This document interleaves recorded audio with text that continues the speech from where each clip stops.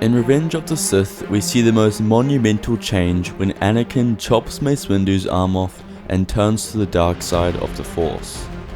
This leads him down a path of anger and pain, which would plague the galaxy for decades to come. But what if Mace Windu killed Palpatine instead of getting his arm chopped off by raising his lightsaber and quickly striking at his throat? I'm too weak. Oh, don't kill me, please. Please don't. Please don't. Anakin screams in defiance of what Mace just did, immediately igniting his lightsaber to challenge the Jedi Master to combat. Anakin didn't really know what he was doing, but all that was running through his mind at this moment was Padme, and the thought that she was now doomed to death. Mace looked at Anakin's blue blade and then up to his piercing eyes. He explained to Anakin that he always hated him and never trusted him. He had almost hoped that this day would come so that he could slice Anakin in half himself. This completely enraged Anakin, and he began swinging at the Master. Blue and purple flashes engulfed the Chancellor's office when Palpatine's body lay motionless. As the fight continued, Anakin got more powerful and Mace was slowly surrendering to the fact that his powers were not a match for Skywalker's. Anakin Skywalker, the Chosen One, which means when he feels rage, his abilities multiply, and multiply they did. In this very moment, against the man who never trusted him and always treated him like an outcast, Anakin would get revenge. Although Mace used his variant of Form 7 of a pod, Anakin specialized in the highly aggressive Form 5. Quickly, Anakin dismantled Mace's attacks and tore straight through his defenses. He was no match, and with the swing of a blade, Anakin killed Mace Windu.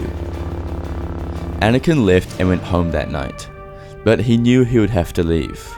The Jedi would have all the security footage they needed, and when they looked, they saw Windu kill Palpatine and then Anakin kill Windu. The Jedi left for Anakin's house, but it was too late. Anakin and Padme were gone, and just how he did in Revenge of the Sith, Anakin tells Padme that the Jedi tried to overthrow the Republic, and Mace killed the Chancellor. Together, they left the planet and flew to Naboo. A few days later, Padme would give birth to twins whom they named Luke and Leia. Bail Organa became the next Chancellor for the Republic. His first move was to discontinue the production of the clones, as they were not needed anymore. Since the war was complete and they won, why did they need a huge army anymore? And Bail was a man of peace, so he saw the opportunity to stop warfare and took it, so the clones were never bred again. For the next 20 years, Anakin and his family remained in hiding. Although the Jedi were fearful, it only lasted for a few years and they concluded that he had to flee to live out the rest of his days with Padme. Anakin trained his children religiously. There was never a moment where they could stop to just be a family. He wanted to destroy the Jedi, and his lust drove him insane. He taught them all the ways of the dark side, everything he knew. He studied every ancient Sith text he could and instilled the power in them. With their Skywalker bloodline, their Force powers were unmatched. They were the most gifted children to ever walk the planet, and their teacher was extremely powerful in their Force. Padme hated what Anakin turned into, but she couldn't do anything. She was also just happy that she had her family, and even after everything, she never lost Anakin's love, the one thing she truly wanted. Anakin told his kids of the plan he had to kill the Jedi. It was simple. He knew their powers were far greater, and with all this training, they could kill every Jedi in the temple.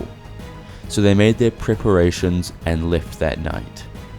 Setting their course for Coruscant, everything came down to this moment.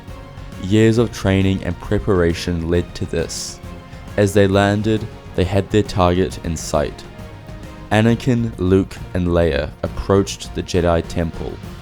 They entered and were immediately met with a dozen Jedi Knights and Masters, one of which was Obi-Wan Kenobi, whom Anakin had not seen in years. Obi-Wan called out to Anakin, questioning him on everything he had done and how he turned his back on him.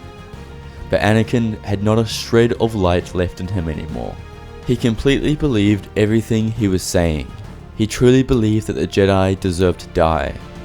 Anakin and his children ignited their lightsabers and rushed the Jedi. Although only 3 of them, they were the 3 most powerful individuals in the galaxy. Their powers are enhanced by the dark side, enhanced by ever-growing lust and ambition.